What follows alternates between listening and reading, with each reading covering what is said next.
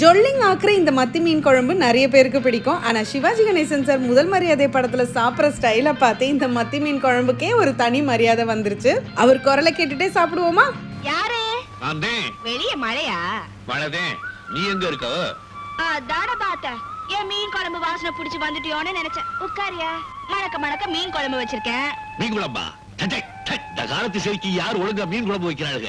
நாங்க கத்துக்கிட்டு நல்லா வைக்கிறோமுங்க. தவால 2 டேபிள் ஸ்பூன் எண்ணெய், 2 டீஸ்பூன் தனியா, 1 டீஸ்பூன் மிளகு, 1/2 டீஸ்பூன் சீரகம், 1/4 டீஸ்பூன் வெந்தயம், 2 பச்சை மிளகாய், கொஞ்சமா கருவேப்பிலை, 1 வெங்காயம், 2 இன்ச் இஞ்சி, 2 பல் பூண்டை நல்லா வதக்கிக்கோங்க. இதுல ஒரு தக்காளியும் சேர்த்து நல்லா வதக்கிட்டு ஒன்னும் பாதியமா அரைச்சுக்கோங்க. குழம்பு தாளிக்கிறதுக்கு முன்னாடி ஒரு 10 பல் பூண்டு எடுத்து இந்த மாதிரி இடிச்சு வச்சுக்கோங்க. இப்போ ஒரு மண் சட்டி எடுத்துக்கோங்க. ஒரு குழிக்கரண்டி நல்லெண்ணெய், 1/2 டீஸ்பூன் கடுகு, சீரகம், வெந்தயம், காஞ்ச மிளகாய், கருவேப்பிலை, அதோட நம்ம தட்டின பூண்டை தாளிச்சுக்கோங்க. அடுத்து 20 சின்ன வெங்காயத்தை இந்த மாதிரி 2ஆ கட் பண்ணி சேர்த்து நல்லா வதக்கிக்கோங்க. வெங்காயம் நல்லா வதங்கினதும் நம்ம அரைச்சு வச்சிருக்கிற பேஸ்ட்டை உள்ள சேர்த்துக்கோங்க. இதுல 1/2 டீஸ்பூன் மஞ்சத்தூள், 3 டீஸ்பூன் குழம்பு மிளகாய் தூள் சேர்த்திருக்கேன். 1 டீஸ்பூன் கல்லுப்பு சேர்த்து நல்லா வதக்கிக்கோங்க. வதக்கி இந்த மாதிரி நல்ல எண்ணெய் பிரிஞ்சு வரணும். 2 லெமன் சைஸ் புளியை நான் 3 கப் தண்ணியில கரைச்சு சேர்த்துக்கிறேன். அது கூடவே இன்னும் கொஞ்சம் தண்ணி ஊத்தி டைலூட் பண்ணிக்கோங்க. இதுல ஒரு 4 பச்சை மிளகாயை உடைச்சு உள்ள சேர்த்துக்கோங்க. குழம்பு ஒரு 10 நிமிஷம் கொதிக்கணும். 3 மாங்காய் துண்டு, 1 கப் தேங்காய் பாலும் சேர்த்துக்கோங்க. ஒரு 15 நிமிஷம் குழம்பு சிம்லயே கொதிக்கணும். அதுக்கப்புறமா நீங்க மீன்களை சேர்த்துக்கலாம். மத்தி மீனுக்கு பதிலா நீங்க எந்த மீன் வச்சிருந்தாலும் யூஸ் பண்ணிக்கலாம். அதே மாதிரி தேங்காய் பால் எனக்கு பிடிக்காதுன்னு சொல்றவங்க அவாய்ட் பண்ணிக்கலாம். மீன் போட்டு 2 கொதி வந்தா போதுங்க. ஸ்டவ் ஆஃப் பண்ணிட்டு மூடி வச்சிருங்க. சும்மா கம கமன்னு மத்தி மீன் குழம்பு அருமையா ரெடி ஆயிடுச்சு.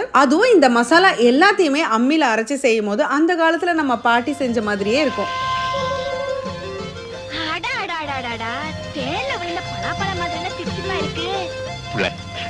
உண்மையிலே சொல்றேன், உன் கை பக்குவத்தை சாப்பிடும் போது எனக்கு எங்க ஆத்தா ஞாபகம் வருது. எப்படி?